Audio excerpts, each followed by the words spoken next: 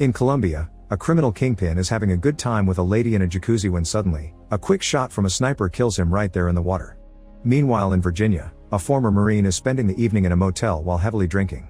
After looking at some pictures of his old squad and remembering how many of them aren't around anymore, not to mention the PTSD left behind by war, he decides to end things for himself.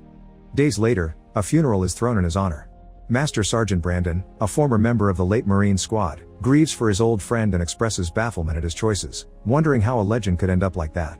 His friend Major Miller reminds him that their job can take a toll on a soldier's mind, making Brandon wonder if that's ever going to happen to him too. Miller also has a new mission for Brandon in Colombia to help the DEA with an important case. Brandon refuses because he has his grief to deal with, but Miller ignores him and just makes him take the car that is already there waiting for him to take him to the agency's private jet. Hours later, Brandon arrives in Bogota, and the driver that picks him up can't stop fanboying over him because Brandon is well known for his amazing career as an elite sniper. Once they reach the National Police headquarters, Brandon meets Santiago, the officer that has been assigned as his observer, and Captain Garza, the police leader that works as a link between the Colombian cops and the American DEA. Lastly, there's Master Gunnery Sergeant Beckett, who also happens to be Brandon's father. Although they're very happy to see each other again after a while, father and son still refer to each other using their rank for the sake of keeping professionalism. The meeting begins and Brandon learns his target is Morales, the boss of the cartel in Colombia. His empire controls 60% of the contraband routes that go to the US border and specializes in recruiting children from the street to raise them into being his thugs. His network is impossible to trace and nobody has seen him in 10 years, but now he's returned, and they know this because in the last few days, all of Morales' rivals have shown up dead, like the man in the jacuzzi. The difficulty of that shot indicates this sniper is ex-military and Morales must have hired him to get rid of the competition. Recent intel indicates that Morales will be on his farm soon and the agents want to have Brandon as backup while they raid the place, but Brandon turns them down because he doesn't like babysitting. An argument ensues that is suddenly interrupted by Agent Kate from the DEA, who is furious because they started the meeting earlier without her and this is her operation. She's brought all the information about the farm for them to study and wants to know if Brandon will take the mission seriously. Brandon admits he hates this kind of assignment but he promises to do as he's told. The next day, Kate's DEA agents together with Garza's cops approach the farm while Brandon stays hidden in the woods with Santiago. Beckett watches the live transmission from the office, where he's joined by Agent Sampson of Homeland Security, who is worried that Beckett and Kate are wasting time and resources on intel that hasn't been confirmed. The team parks their trucks at a safe distance and approaches secretly on foot, using the trees to take cover until the time comes. As soon as Beckett gives them authorization, the team rushes in and kicks down the house door, only to discover this activates a trap and the whole building explodes. The agents that were at the back manage to survive the blast, but those at the front all die except for Garza, who is suddenly wounded in the leg by the sniper hired by Morales. Kate, who is hiding behind the farm car, decides to go to him to try to help him escape, but as soon as she picks him up, the sniper shoots again and kills Garza on the spot.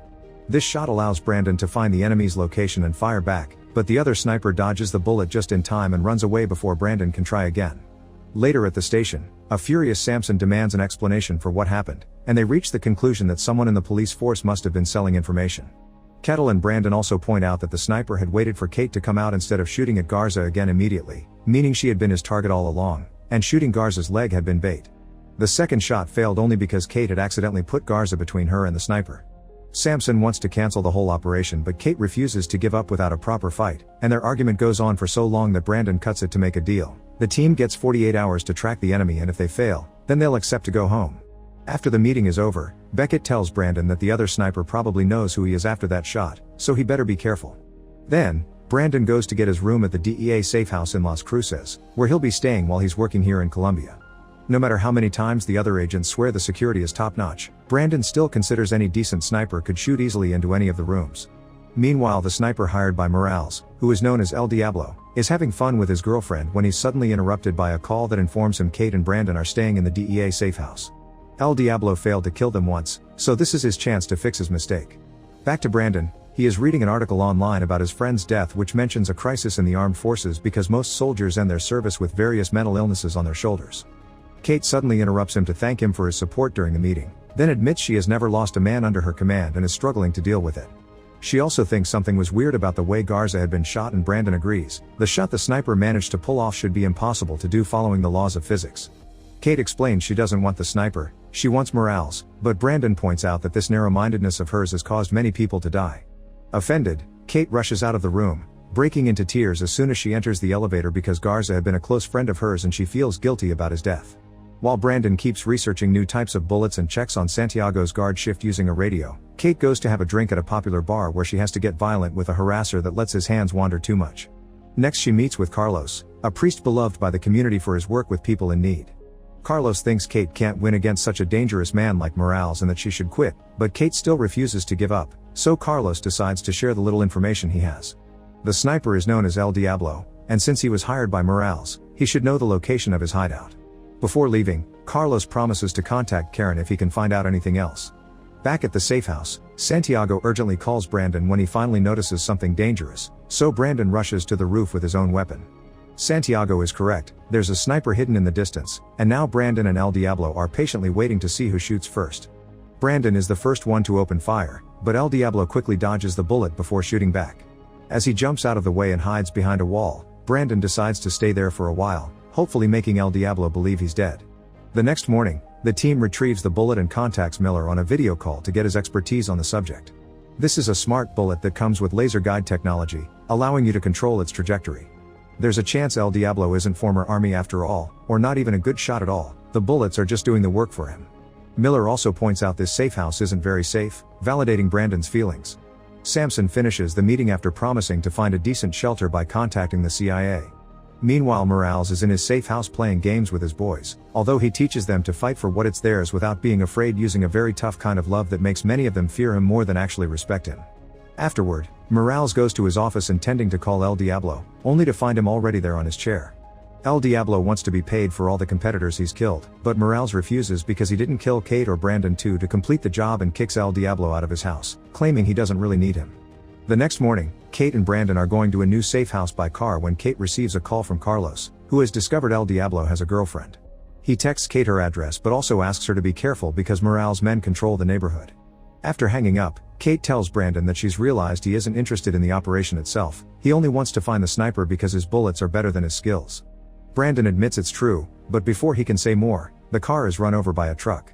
A bunch of men working for Morales come out of the truck and open fire on them, so Brandon and the cops that had been escorting them shoot back while Kate runs to find a place to hide.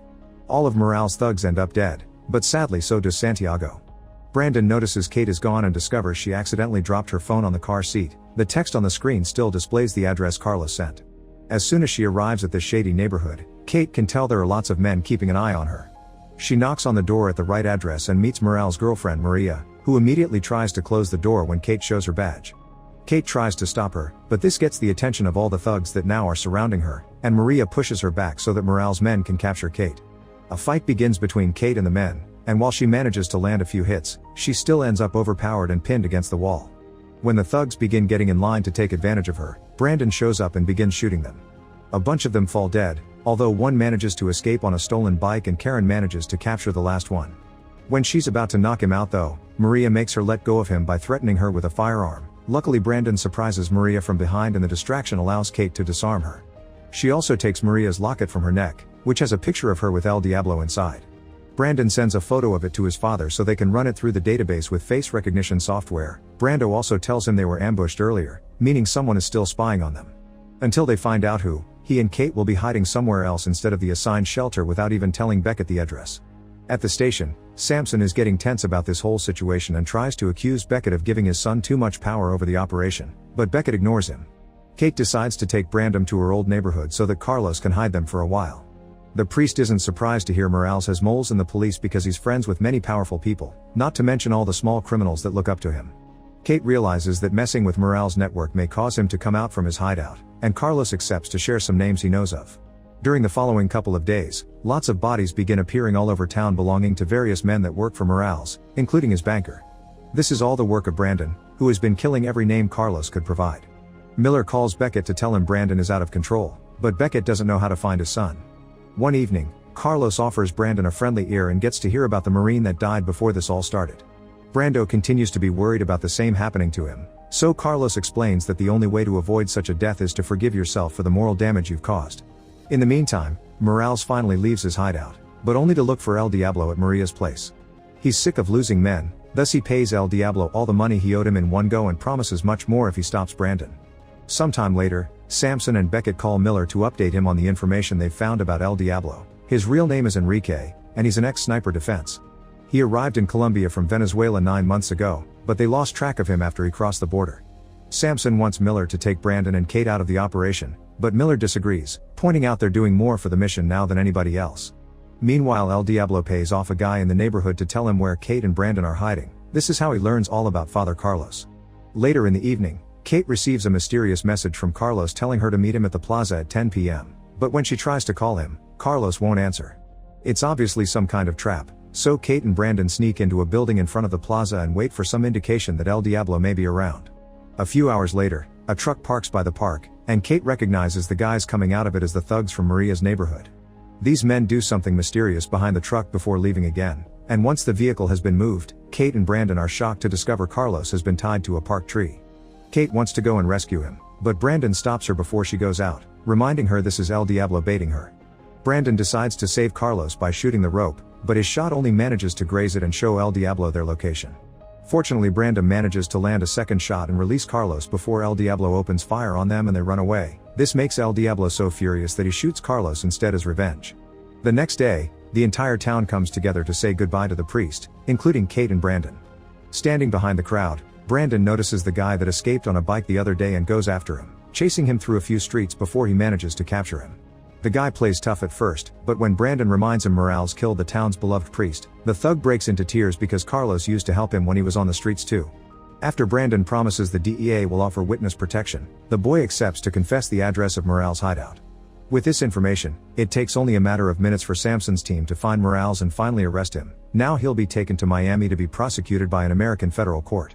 Brandon worries that El Diablo will try to stop Morales from reaching Miami and spill their secrets, and he's right. A few days later, El Diablo is arriving in the USA with a very convincing fake passport.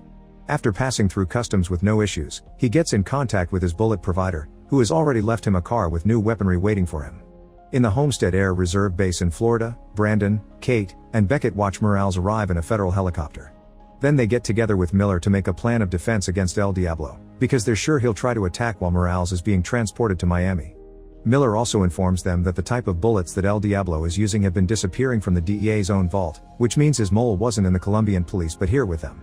When Samson arrives to help with the transportation, Brandon explains the plan to him. Their agents will guide a convoy that protects a car with a fake Morales wearing a hood over his head to bait El Diablo into revealing his location, but the real Morales will be traveling in a separate van that will look like it belongs to a laundry service. While Kate, Brandon, Miller, and Samson find a place on a roof to be ready for El Diablo, the convoy leaves the air base and hits the road, where a group of criminals is already waiting. Surprisingly, the convoy isn't attacked. The thugs only start moving in their cars when the van shows up, as if they had known about the trick all along. They were probably sent by the mole to protect his identity from Morales' confession. El Diablo also waits for the van to show up, and after he shoots it to make it stop, the thugs leave their cars and open firing on the vehicle. Miller expertly kills all these guys, and seeing they weren't able to do much, El Diablo shoots again to make sure the van passengers are dead. The van explodes and now Brandon has El Diablo's location. It only takes him a few seconds to aim and finally kill him for good. The convoy continues to make its way toward Miami, where it's revealed that the man under the hood was Morales after all and the van had been the real decoy. In fact, the van had been completely empty and the team moved it with a remote control. Kate, Miller, and Brandon turn on Samson to arrest him because it turns out he's been the guy passing information to Morales and El Diablo all this time. Samson tried to deny it, but Miller's IT team had already hacked his phone. Now they just needed to catch him red-handed because the text messages had fake names on them and proved nothing. This makes Samson finally admit he did it and confess he worked for Morales because he had thought the Kingpin would be their best option to prevent an atomic bomb. Kate can't believe so many people died for this and punches Samson in the name of Garza and Carlos. After arresting Samson, Miller returns to Washington. Beckett has had enough action to last him a lifetime and decides it's finally time for him to retire, which prompts him to give his son a warm hug before saying goodbye. He also points out that Brandon and Kate make a good team, and Brandon admits playing babysitting for the DEA may not be a bad job to take after all. Make sure to subscribe and turn on notifications so you can watch more videos like this. Thanks for watching.